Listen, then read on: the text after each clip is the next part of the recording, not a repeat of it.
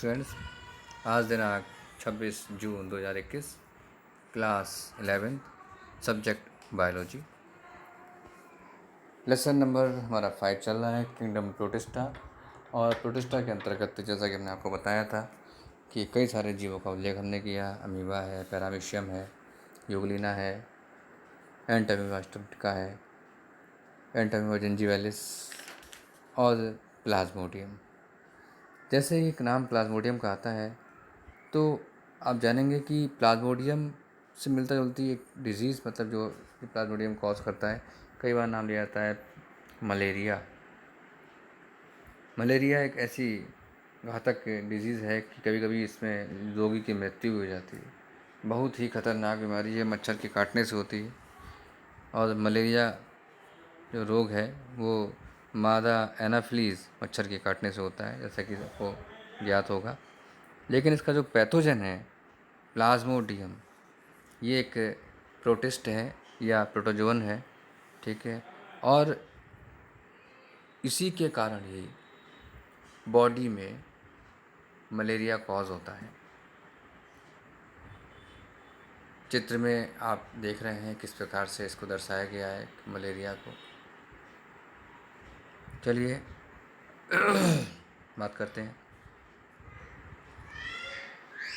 तो प्लाज्मोडियम की विभिन्न जातियां मनुष्य में कई प्रकार का मलेरिया बुखार उत्पन्न करती हैं। मलेरिया क्या है? एक डिजीज़ है। इसमें क्या होता है? बुखार आता है, कपकपी छूटती है, शरीर पूरा टूट जाता है, बुखार बहुत तेज़ आता है, फिर उतर जाता है, फिर बुखार आता है। तो ये लगातार ये क्रम बना रहता है। मेडिसिन लेने के बावजूद भी बुखार जो है वो बना रहता है।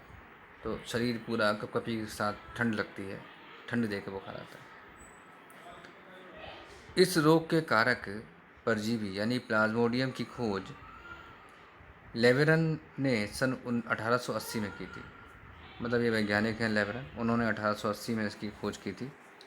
सर रोनाल्ड रॉस ने पता लगाया कि यह रोग एक मच्छर के काटने से होता है। मच्छर का नाम क्या है? मादा एनाफ्लीज। देखिए, मादा एनाफ्लीज ही काटता है, ठीक है, मेल नहीं। फीमेल एनाफ्लीज ही काटेगी, मेल एनाफ्लीज के काटने से रोग नहीं होता, ठीक है, केवल फीमेल के ही काटने से होता है। प्लाज्मोडियम का जो लाइफ साइकिल है वो द्विपोषद होता है, डाइजेनेटिक होता है। अर्थात यह जो दो पोषकों में यानी दो होस्ट में अपना जो है अपना लाइफ साइकिल पूरा करता है। एक तो आपको पता ही है एनाफ्लीज है, फीमेल एनाफ्लीज, और दूसरा हमारा है ह्यूमन, ठीक है, मनुष्य। मादा एनाफ्लीज मच्छर प्राथमिक पोषक होता है, यानी कि प्राइमरी होस्ट होता है, और मनुष्य कौन सा होता है? वो सेकेंडरी होस्ट होता है। क्लियर हो गया होगा कि यानी सबसे पहले ये जो होता है, जो मादा एनाफ्लीज, वो अपना होस्ट किसे बनाता है? मच्छर को बनाता है। और उसके बाद जो सेकेंडरी जो होस्ट है वो मनुष्य होता है। मादा एनाफ्लीज मलेरिया परजीवी के वाहक का कार्य करती है, यानी कि इसका कैरियर है, उसको ले जाने वाला, मनुष्य के अंदर छोड़ने वाला जो उस पैथोजन को, वो कौन है? वो मादा एनाफ्लीज है। मादा एनाफ्लीज के शरीर में परजीवी के स्पोरोजोइट पनपते हैं।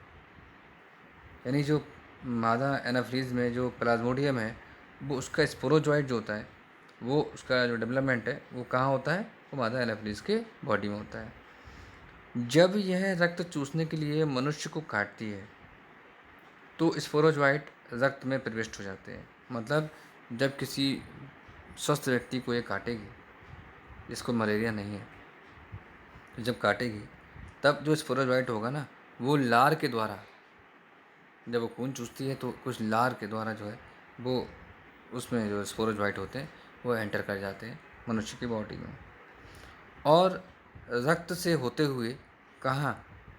लीवर में पहुँचते हैं। लीवर, यहाँ पे आपको दिखाई दे रहा होगा लीवर में, लीवर में साइजॉइड बनाते हैं, लीवर में पहुँचेंगे और साइजॉइड यहाँ आपको दिखाई भी दे रहा होगा डायग्राम में, ये साइजॉइड बन रहा है, ठीक है।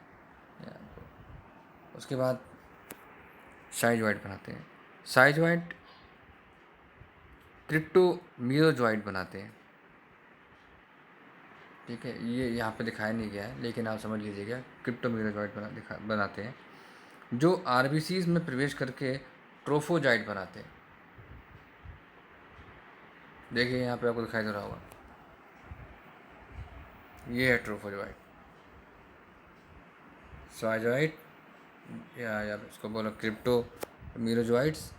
और ये आरबीसी में एंटर हुआ और होने के बाद इसने क्या किया, एक रिंग लाइक स्ट्रक्चर बनाया और फिर ट्रोफोजोइड बना लिया। ठीक है, अब ये अमीबा का रूप लेकर, यानी कि एक अमीबा यानी अमीबा का स्ट्रक्चर का रूप लेकर, ठीक है, ये इसमें स्यूडोपोडिया बनते हैं। ठीक है, यानी कि स्यूडोपोडिया बनाए जाते हैं इसके अंदर। ये वृद्धि करके पुनः साइजोइड बनाते हैं। ये फिर से क्या करते हैं, साइजोइड बनते हैं। तो साइजोइड ये जो है ये मल्टीप्लिकेशन करते हैं और क्या करते हैं, ये फिर मीरोजॉइड बनाते हैं। इनमें से कुछ मीरोजॉइंट गैमेट्स की भांति कार्य करते हैं, तो कुछ मीरोजॉइंट्स होंगे वो गैमेट्स बना लेंगे, जैसा कि यहाँ पे आपको दिखाई दे रहा है।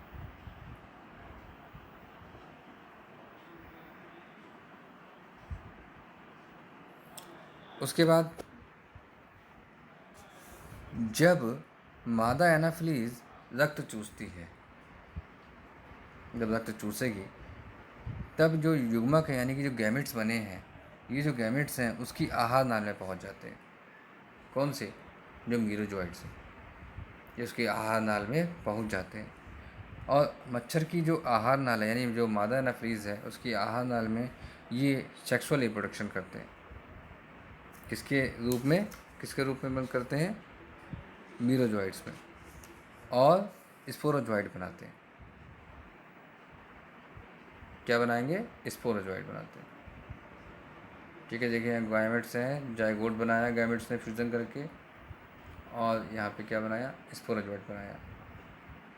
ये मादा के काटने पर पुनः मनुष्य के रक्त में प्रविष्ट हो जाते हैं। तो ये स्पोरोजॉइट है, ये क्या करता है, ये फिर से बॉडी में एंटर कर जाता है। जैसा कि आपको बताया था, स्पोरोजॉइट कहाँ से जाता है, यकृत में जाएगा, लीवर में एंटर करेगा जब भी ये काटेगी। तो इस प्रकार से उसका जो लाइफ साइकिल है पूरा कंप्लीट होता है। तो जैसा कि हमने देखा कि पहले यहाँ से स्पोरोजॉइट जो है, जब मच्छर ने काटा, देखिए यहाँ मॉस्किटो है और ये ह्यूमन है। ठीक है, तो ह्यूमन का लीवर है, ठीक है, ये मॉस्किटो है। तो यहाँ से क्या हुआ, स्पोरोजॉइट जो सैलिवरी ग्लैंड के माध्यम, मैंने आपको बताया भी था कि जो स्पोरोजॉइट हैं वो उसकी सैलिवरी ग्लैंड में आके बैठ जाते हैं, मादा एनाफ्लीज की। और जब मच्छर काटेगा, यानी कि मादा एनाफ्लीज किसी मनुष्य को, स्वस्थ व्यक्ति को काटेगी, तो ये क्या करेंगे, ये जो मॉस्किटो है उसके ब्लड के साथ में, अब जो है मॉस्किटो ब्लड के साथ में जो है ये मर्ज करके और स्वस्थ व्यक्ति के शरीर में पहुंचेगा और रक्त के माध्यम से होते हुए कहाँ जाएगा, सीधे लीवर में। लीवर में ये साइजॉइंट बनाएगा, स्पोरोजॉइट साइजॉइंट बनाएगा। ठीक है, साइजॉइंट से फिर ये मीरोजॉइंट बनाएगा। मीरोजॉइंट से भी क्या करेगा, ये ब्लड में साथ मिक्स हो जाएगा और मिक्स होने के बाद क्या करेगा, ये ट्रोफोजॉइट बनाएगा। ये ट्रोफोजॉइट फिर साइजॉइंट बनाएगा और साइजॉइंट फिर से मीरोजॉइंट बनाएंगे। और इनमें से ही जो मीरोजॉइंट होते हैं एक गैमेट्स के रूप में कार्य करते हैं। जब गैमेट्स के रूप में कार्य करते हैं तब जब भी कोई जो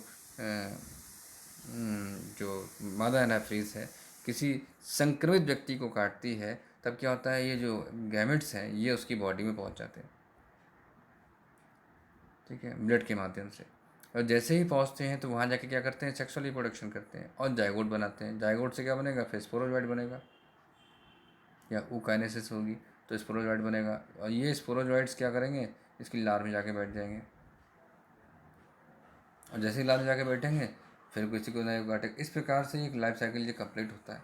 तो इस प्रकार से जो है एक आप कह सकते हैं कि मलेरिया का जो परजीवी है उसका लाइफ साइकिल एक कॉम्प्लिकेटेड है और 2 होस्ट के ऊपर डिपेंड है।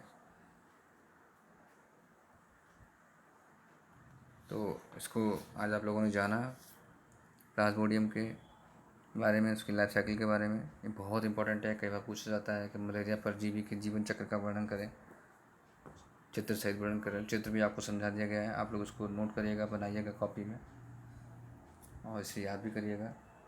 चलिए, थैंक यू सो मच।